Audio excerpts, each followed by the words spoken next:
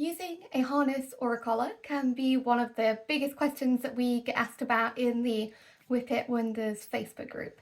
So I thought I'd do a little video just explaining where we stand on that and the different pros and the different cons of using different pieces of equipment.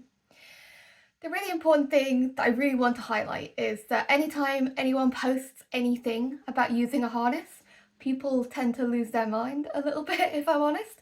They start saying, well, harnesses make dogs pull, they're designed for dogs pulling. This isn't true. Dogs don't suddenly pull because we have put equipment on them. That would be crazy. Absolutely wild. When you think about it, guide dogs wear harnesses. If a harness was going to trigger a dog to pull, guide dogs would not be wearing them. Harnesses that were traditionally used for pulling don't look anything really like the harnesses we use today for day-to-day walking. What I really want you to sort of think about is that equipment doesn't train your dog, and it doesn't actually teach them to walk nicely, and it doesn't teach them to pull.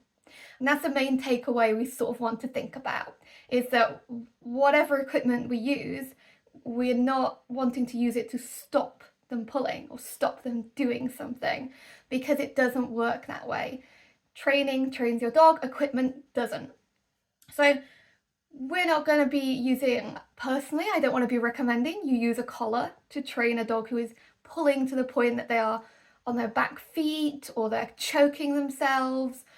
Collars are for trained dogs. Collars are for dogs who walk nicely.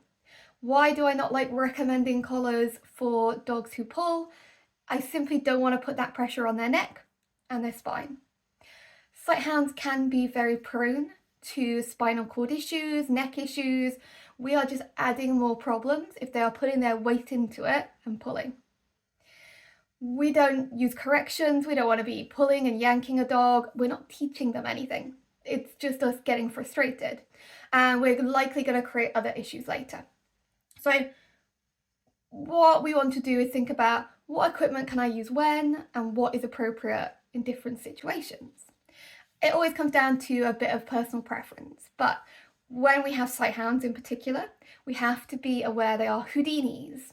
They can slip out of equipment, they can step out of it with their thin, graceful, sometimes lanky bodies. They tend to be finding it easy to escape from things.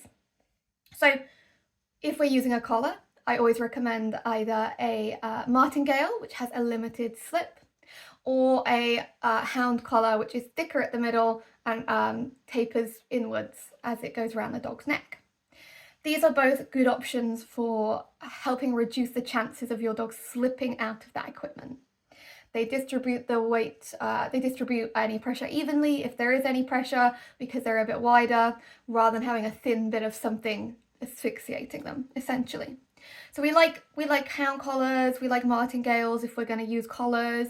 If we want to use harnesses, we need to be aware, again, they can slip out of stuff. There are some great companies that have lots of different options.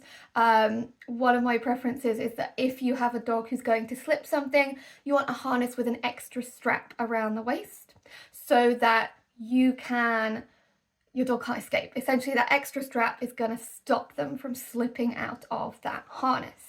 And there are lots of great brands that are very similar to like Ruffwear. I personally like Ruffwear because they're sturdy and I trust them, but there are other brands available that are great with that extra strap. If we have any caution about how sensitive the dog might be, we might have a double-ended lead clipped to the collar and the harness. The long and the short of it is, none of this equipment will train your dog. None of it. It is about the expectations you place on when you're walking and that equipment. We don't want to choke your dogs. We don't want to be adding adrenaline and frustration into that situation.